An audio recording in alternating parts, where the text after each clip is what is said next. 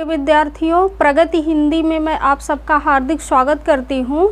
हम लोग पढ़ रहे थे संधि में स्वर संधि हम लोग पढ़ रहे थे, जिसमें दीर्घ संधि, गुण संधि, वृद्ध संधि तक हम लोगों ने पढ़ लिया था। आज हम लोग पढ़ेंगे यण संधि। तो आइए देखते हैं कि यण संधि भाग 1 है ये। इसमें हम लोग पहले देखेंगे कि यण संधि का सूत्र क्या है ना। तो यण संधि का सूत्र है इको यणचि। यण संधि का सूत्र क्या है? इको यणचि। इको यणचि में इक प्रत्याहार है, यण है और अचि है ना। इको यणचि में देखो ये तो इक हो गया, उसके बाद जब ड़ा में हलंत लगाएंगे तो ये यण प्रत्याहार इसमें से निकलेगा और उसके बाद अचि निकलेगा, है ना। ड़ा में जो आ है और ये ची अचि हो जाएगा। अचि जो है वो आपका अच प्रत्याहार है। अच प्रत्याहार में सभी स्वर आते हैं और अच में सप्तमी विभक्ति लगने से अच बना हुआ है, जो कि हमने पहले ही चर्चा की थी कि पाणिनि ने अपने जिन सूत्रों में सप्तमी विभक्ति लगाया है वे बाद में आते हैं। जैसे यहाँ पर पहले आपका इक आएगा, तब जाके अच आएगा और उसके बाद क्या होगा, वो यण होगा। तो यहाँ देखिए जो अच है ये बाद में आया हुआ है। तो देखिए कि जो इक प्रत्याहार है, इक प्रत्याहार में आपके आते हैं जो स्वर हैं वो हैं हृष्य दीर्घ ई है, ऊ है, री है और री है। तो इक प्रत्याहार में आपके कौन कौन से स्वर आते हैं, आप इसको याद कर लीजिए कि इक प्रत्याहार में हमारे 4 स्वर आते हैं। ई आता है, ऊ आता है, री आता है और क्या आता है, री आता है। हृष्य दीर्घ री आता है इसमें। अब हम हिंदी के अंतर्गत जो संधि देखेंगे उसमें हमें ई के शब्द मिलेंगे, ऊ के मिलेंगे, री के मिलेंगे। री के एकाध शब्द मिल सकते हैं। तो आप लोग यहाँ पर ध्यान दीजिए कि इक प्रत्याहार में हमारे कौन कौन से स्वर आते हैं। तो ई, ऊ, री और दीर्घ री, री, ये 4 स्वर आते हैं इक प्रत्याहार में। और इक प्रत्याहार के बाद जैसे यहाँ देखिए लिखा है अच, है ना, और ये अच सप्तमी विभक्ति से हुआ है। अच का मतलब है सभी स्वर। इक प्रत्याहार मतलब कहने का अर्थ कि ई के बाद में यदि कोई भी असमान स्वर आएगा, है ना, यदि कोई भी असमान स्वर आएगा तो यहाँ आप देखिए कि यण हो जाएगा। यण प्रत्याहार है। यण प्रत्याहार में या, वा, रा और ला आते हैं और ये सब हलंत आते हैं, है ना। हलंत आते हैं, व्यंजन है, व्यंजन की आधी मात्राएं होती है, इसमें आ स्वर नहीं है, इसको आप लोग ध्यान रखिएगा। तो सूत्र जो हमारा इको यणचि सूत्र है, सूत्र कहता है कि यदि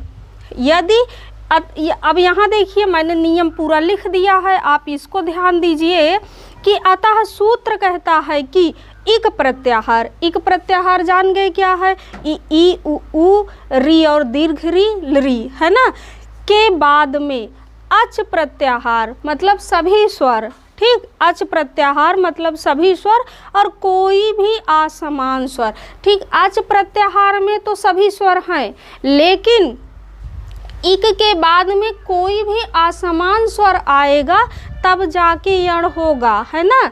असमान स्वर आएगा तो यण, यण मतलब या, वा, रा, ला। यण प्रत्याहार में आपके 4 व्यंजन हैं, या, वा, रा, ला, और ये सारे व्यंजन किस वर्ग में आते हैं, तो अंतस्थ व्यंजन है ये सब। ये तो वर्णमाला में आप लोग पढ़ चुके हैं। तो क्या हो जाएगा, यण हो जाएगा। अब देखिए जो यहाँ पर ये लिखा हुआ है कि कोई भी असमान स्वर, है ना, कोई भी असमान स्वर से मतलब है कि आप लोग पढ़ चुके हो कि ई के बाद में यदि ई आएगा तो दीर्घ हो जाएगा, है ना। तो यहाँ कोई भी असमान स्वर से मतलब है कि ई नहीं आ सकता है, उसके सिवा कोई भी असमान स्वर आ सकता है। तो क्या हो जाएगा, ई का जो परिवर्तन होगा वो किस में होगा, या में होगा। यही आपको ध्यान रखना है। बाकी अच में तो सभी स्वर आएंगे, है ना, अच में सभी स्वर आएंगे, वो बिल्कुल सही है। लेकिन यहाँ आप संधि का एक नियम पहले पढ़ चुके हो कि यदि ई के बाद में ह्रस्व या दीर्घ ई आता है तो क्या हो जाएगा, दीर्घ संधि हो जाएगा। तो इसीलिए यहाँ लिखा गया है कि कोई भी असमान स्वर, अतः ई के बाद ई नहीं आ सकता है। कोई भी स्वर आएगा तो ई में जो परिवर्तन होगा, विकार होगा, वो किस में होगा, या में होगा। और ऊ के बाद में यदि कोई भी असमान स्वर ऊ नहीं आ सकता है ना, ऊ आएगा तो क्या हो जाएगा, वही दीर्घ संधि हो जाएगा। इसलिए कोई भी असमान स्वर आएगा तो ऊ में जो परिवर्तन होगा वो किस में हो जाएगा, वा में हो जाएगा। ठीक उसी प्रकार री के बाद, ह्रस्व या दीर्घ री के बाद री नहीं आ सकता है, क्योंकि री आएगा तो दीर्घ संधि हो जाएगा। कोई भी असमान स्वर आया तो री का जो परिवर्तन होगा वो किस में होगा, वो रा में हो जाएगा। ठीक उसी प्रकार री के बाद यदि कोई भी असमान स्वर आएगा तो री का जो परिवर्तन होगा वो किस में होगा, वो ला में हो जाएगा। ठीक, तो हम लोग इसको एक बार फिर से देख लेते हैं कि पढ़ रहे हैं यण संधि। यण संधि का सूत्र है युको यणच। युको यणच इस सूत्र में 3 पद हैं। एक तो इक है, इक हमारा प्रत्याहार है। इक प्रत्याहार आयुड़ के ई से लेकर रीलरिक के का तक है, इसमें इक प्रत्याहार बना हुआ है। इक प्रत्याहार में आपके 4 स्वर आते हैं, ई उ और री और दीर्घ री आता है। उसके बाद जो यहाँ देखिए जो अच है, ये इसको ऐसे देख लीजिए, अगर ना समझ में आया हो तो ये यण है ना, जब इसको हलंत करेंगे तो यहाँ से हमारा अ निकल आएगा और इधर ये अच। ठीक, तो यण प्रत्याहार जो है वो आपका, ये मैंने लिखा है या वा रा ला है, और जो ये अच्छी है ये सप्तमी विभक्ति लगने से अच का अच्छी हुआ है। इसका अर्थ ये है कि ये बाद में आएगा, अच में सभी स्वर आ जाते हैं। अतः सूत्र क्या कहता है कि यदि इक प्रत्याहार के बाद अर्थात ई उ री दीर्घ री के बाद में अच प्रत्याहार अर्थात सभी स्वर है ना आएगा, लेकिन यहाँ ध्यान रखना है कि कोई भी असमान स्वर आएगा, क्योंकि ई जब आएगा तो दीर्घ संधि हो जाएगा, ऊ आएगा तो दीर्घ संधि हो जाएगा, री आएगा तो दीर्घ संधि हो जाएगा। तो यहाँ पर कोई भी असमान स्वर जब आएगा तो परिवर्तन होगा या वा रा ला अर्थात यण प्रत्याहार में परिवर्तन होगा। और एक चीज़ ध्यान रखेंगे कि आप लोगों ने जो दीर्घ संधि पढ़ा था तो उसमें जो विकार हो रहा था है ना, तो दोनों के स्थान पर विकार हो रहा था। जैसे जो प्रथम पद का जो अंतिम वर्ण था और उत्तर पद का जो प्रथम वर्ण था, आपस में दोनों मिलकर दोनों में विकार हो रहा था। ठीक उसी प्रकार गुण संधि में भी दोनों मिलकर परिवर्तन हो रहा था। उसी प्रकार वृद्ध संधि में जो विकार हो रहा था दोनों मिलकर हो रहा था। लेकिन यहाँ पर आप ध्यान रखेंगे कि इधर जो कोई भी असमान स्वर है वो ज्यों का त्यों बना रहेगा, जो परिवर्तन होगा वो इसी ई के स्थान पर होगा है ना, ई के स्थान पर परिवर्तन होगा, वो भी किस में, या में परिवर्तन होगा। यदि इधर ई या दीर्घ ई है तो ई के स्थान पर जो विकार होगा वो किस में होगा, या में परिवर्तन होगा। और ठीक उसी प्रकार ऊ या जो दीर्घ ऊ है उसके बाद जब कोई असमान स्वर आएगा तो ये ऊ या ऊ किस में बदलेगा, वा में बदलेगा। और जो ये री या ये दीर्घ री है ये किस में बदलेगा, ये इसी रा में बदलेगा।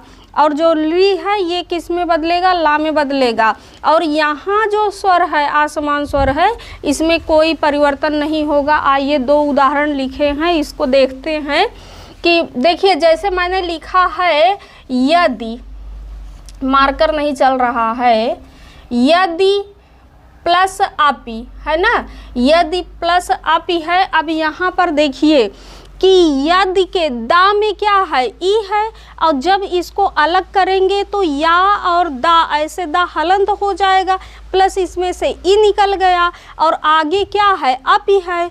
तो ये जो आ है ये तो कोई भी असमान स्वर है ही, है ना। तो इधर नियम पूरा हो रहा है कि कोई भी इधर ई आ जाए, है ना, ई आ जाए और इधर कोई भी असमान स्वर आ जाए, तो ई में जो परिवर्तन होगा या में होगा। ये जो ई है ये इक प्रत्याहार का ई है और ये अच है ना, ये अच प्रत्याहार है, मतलब कोई भी स्वर है यहाँ पर असमान स्वर, ठीक।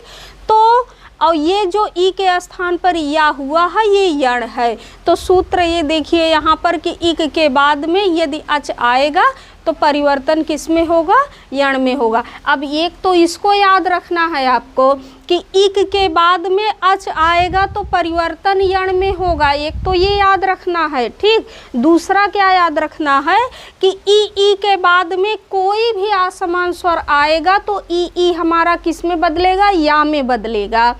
और ऊ के बाद में कोई भी असमान स्वर आएगा तो हमारा ऊ या दीर्घ ऊ किस में बदलेगा, वा में बदलेगा। और दीर्घ री के बाद कोई भी असमान स्वर आएगा तो री हमारा किस में बदलेगा, ये रा में बदलेगा, ठीक।